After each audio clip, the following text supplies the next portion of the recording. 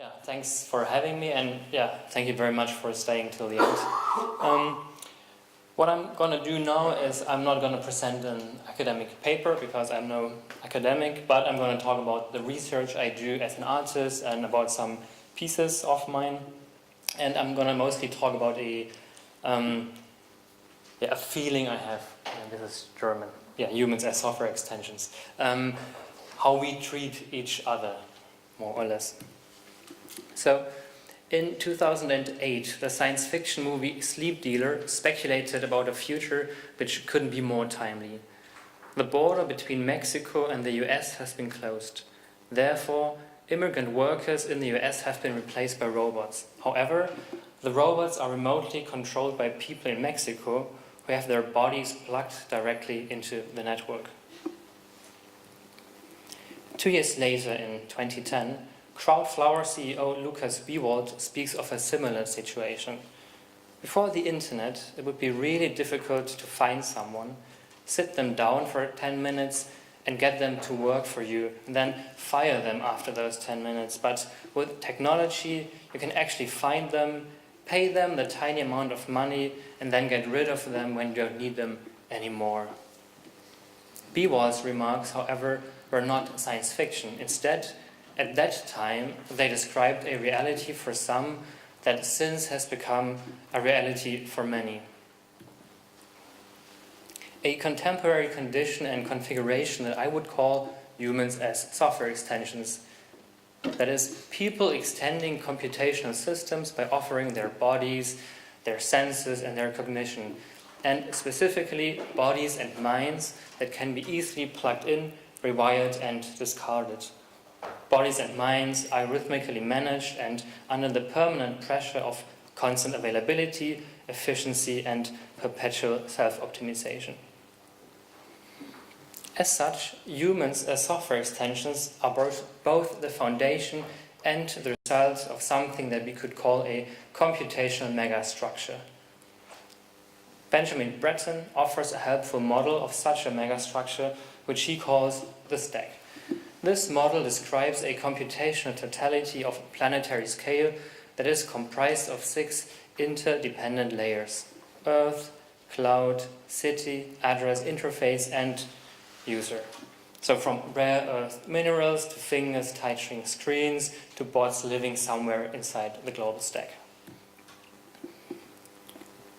This totality describes and generates a new geography, like the Costa Rica-Nicaragua border dispute that was fueled by Google Maps in 2010, or the US building a wall while still being able to plug right into the bodies of Mexican workers, as we have seen in Sleep Dealer. Furthermore, the stack generates humans as software extensions because inside the stack, all users, that is, fridges, cars, bots, and people, are universally addressable and programmable. As expressions of platforms, that is, the stack and being a user at the top, they have an address and an interface. To be clear, from my point of view, the model of planetary scale computation as a totality is as much a reality as it is also a fantasy and ideology of power, optimization, and efficiency. So this is a self-driving car according to, I think, Ford, at least on the right. So let me give you a few examples of what I mean by humans as software extensions and what effects this way of managing digital labor has on us. In 2015, I worked on a piece in which I explored digital colonialism and, among other things, Google's and Facebook's attempt to integrate those 50% of the world's population into their service who are not online yet. So back then it was 2/3 of the population who were not online, now it's around 50%. Using drones and balloons circling above areas without internet connection, Google and Facebook want to suck that which is below up into the network. The piece, called How to Appear Offline Forever, consists of a mix of found material, videos, images, questions. And there's also a layer of stories written and sometimes recorded by people from Silicon Valley, Sri Lanka and Zambia, which are all locations of importance in the piece's story. In order to get in contact with people in Sri Lanka, I ended up using the outsourcing platform Upwork, which offers a highly efficient interface for hiring freelancers from all around the world. On their platform, you can sort freelancers by price, skills, and ratings. Their user experience of hire and fire is well crafted. Software extensions that can be plugged in and removed again easily. It doesn't matter where, what, or who they are, as long as they get it done.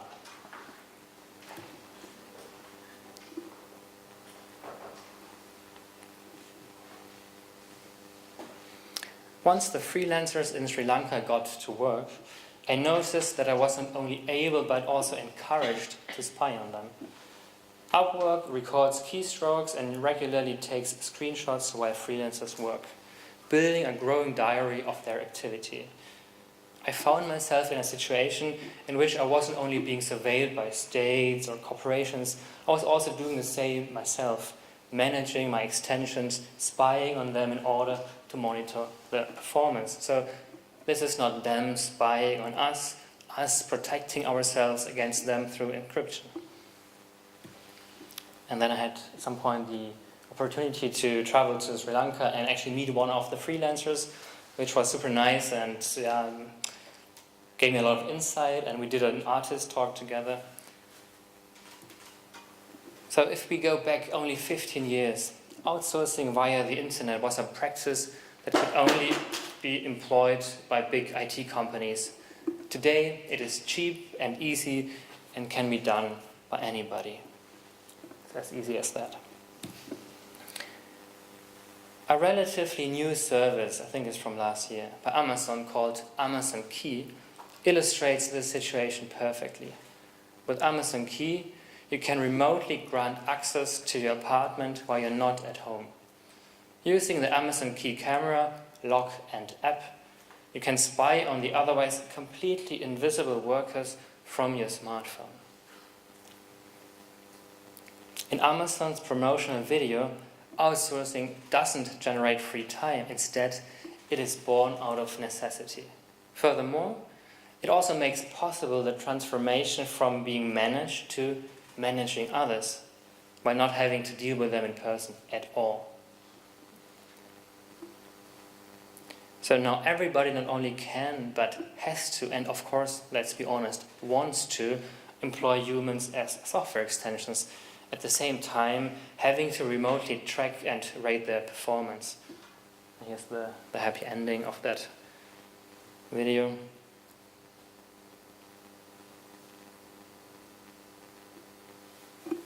Parents can be proud. Greatly simplifying a complicated situation and development, we might say that while factory workers were and of course still are extending machines with their bodies, freelancers could escape the factory. Yet they ended up as flexible extensions to the modern media assembly line through platforms like Upwork. Now, in a more recent development, the alleged independence and freedom of entrepreneurs turned out to be a regime under which people have to invent their own jobs.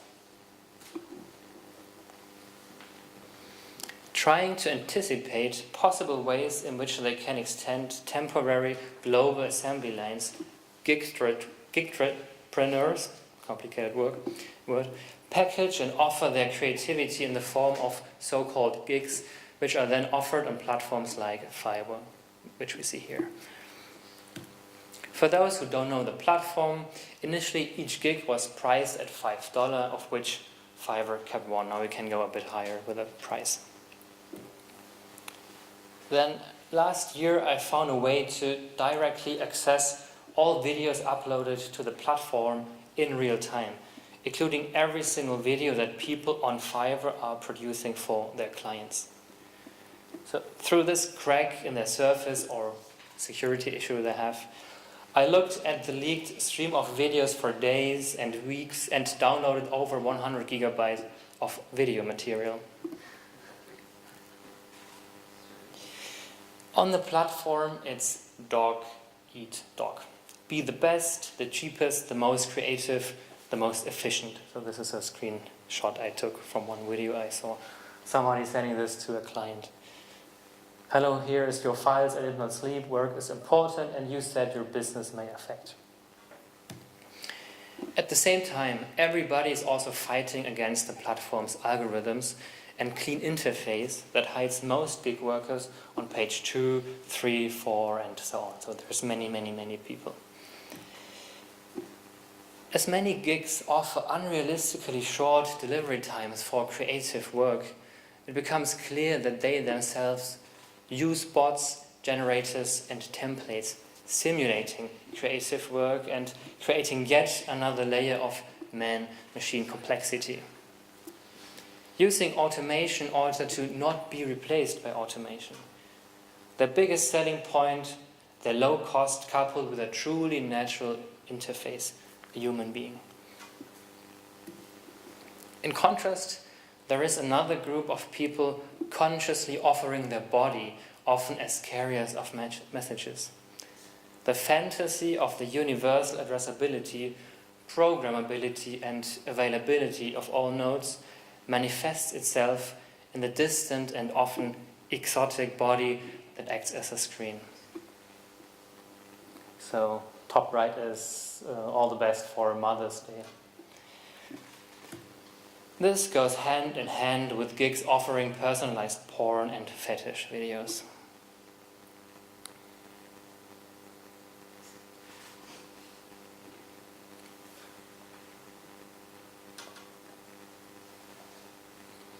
So here we can summarize. Being a human software extension on a hyper-competitive platform fosters and demands something that I would call survival creativity. That is, coming up with whatever idea it takes to survive in a competitive environment. So, as a reminder, however, Fiverr might be an extreme example, but it exemplifies a development that has become a reality for many already. So there is no we and them, we are all human software extensions. So far, I've managed to talk about software without mentioning artificial intelligence even once. Nice, I think. Instead, I've drawn this bleak picture of a quasi-totality of work and exploitation. However, automation and artificial intelligence supposedly imply a future without work, right? In the previous examples, platforms, software, and artificial intelligence acted as scientific management, the Taylor's boss, algorithmically distributing and modulating human workers as software extensions. Now, one great post-work idea is to not only automate the management of working bodies and minds, but instead to completely replace all human nodes with AI as well. While I think this is an excellent foundation for discussing our society's obsession with work, I would also argue this hypothesis is as appealing as it is flawed.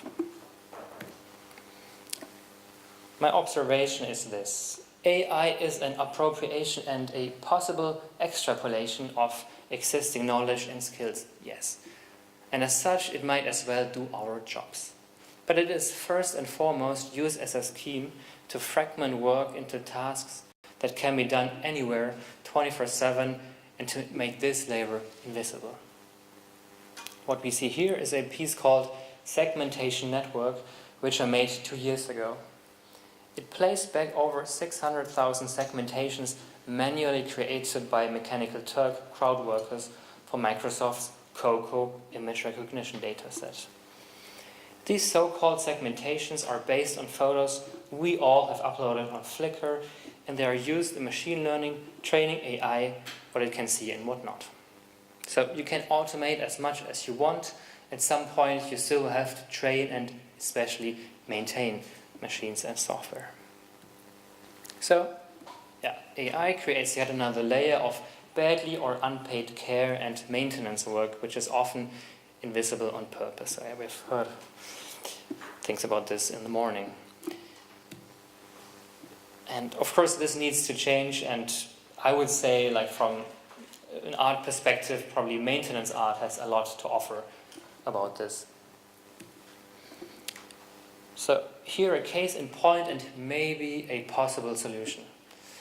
At the end of 2011, while still being students sharing a studio, Silvio Lorusso and me started to take a screenshot of every single captcha that we had to solve while navigating the web. Over the years, proving that we are human time and again, we captured hundreds of captchas. Then last year, we thought about how to make these little things as valuable as possible. And so we published the complete collection as a series of 5 handmade Leporello books. The books span a total length of 90 meters, chronicling 5 years of micro-labor as well as a history of captchas. From a technique to merely prevent spam, to a method for deciphering house numbers and transcribing books, to a means of teaching image recognition to AI software. And I think we can assume that what Nicola described, this sequence of 5 images where you clicked somewhere, they end up here, and then you make the final decision which one was the correct one. In 2015, Gabriela Rojas Lozano filed a class action lawsuit against Google, claiming that Google operates a highly profitable transcription business built upon free labor, which it deceptively and unfairly obtains from unwitting website users. Unfortunately, her claim was rejected. However, her attempt to sue Google was still a success because it led to the proof that Google has perfected a magical process in which work is transformed into literally nothing. Welcome post-work society, after all. So how does this magical trick work? It is rather simple. You take a job, let's say transcribing books, and you fragment this job and you fragment it more and more until suddenly the job is magically done without anyone ever having worked on it. Because if nobody has to get paid, then nobody had to work either, right? Hence, the judge's statement is proof that this magic actually works. It gets better. Google still ends up being paid even though they have just made the job disappear magically. So what I want to suggest now is to seize the means of magic. What about this? Fragmenting those platforms that algorithmically manage us to such a degree that they simply do not exist anymore. Magically, their job will still be done, and in the end, we get the money. Well, if you do not believe in magic, then I have 2 more suggestions about what we as software extensions can do. I will show you 2 clips from a video piece called I Will Say Whatever You Want in Front of a Pizza, which you can watch in full length on this website. Anyway, the video is narrated from the perspective of a cloud worker, and this is their protagonist. I hoped for a future in which machines would do all the work. That would come true. Instead, I was working for a pizza delivery company. Brian, your next automated pizza delivery is scheduled for Saturday, February the 25th at 12 p.m. To confirm, text yes. To decline, text no. Text help for help. Thank you, Papa John, you handsome man. I shall call you the Carbs Vixen. We're sorry, we didn't understand. Please confirm or decline. I don't make that. I imagine you tossing some dough, shirtless. Dude, our automated system isn't set up yet. This is a real person texting you. I make minimum wage. Please just tell me if you want the pizza.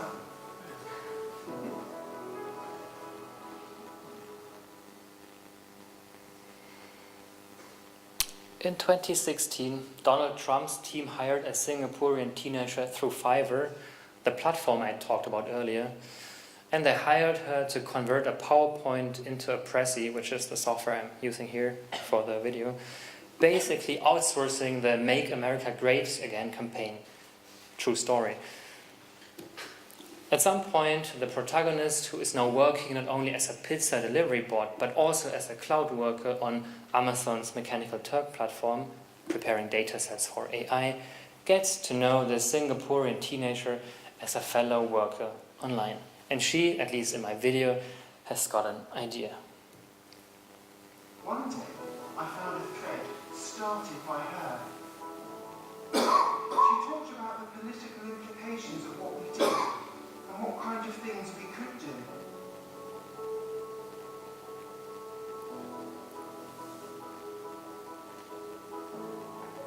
Of course, we on Mechanical Turk have created the dataset. It was sad to see how depressed many of us actually were. Researchers asked 500 workers to complete a survey which contained a standard clinical depression survey. 170 workers agreed to share their Instagram post for the study. Out of those 170 workers, 70 were clinically depressed. By the way, the depression filter is Inkwell. It turns photos to black and white and adds high contrast. Better not to use it. But she pointed to something else. It was in our power to manipulate or even to change the very core of such mechanisms. Our datasets, machines, society, you, the future. We started to discuss, to organise and to experiment. Of course, we didn't always agree. Was this just for fun? Like Easter eggs? Did we share a political agenda? In any case, things had to happen secretly, otherwise it wouldn't work.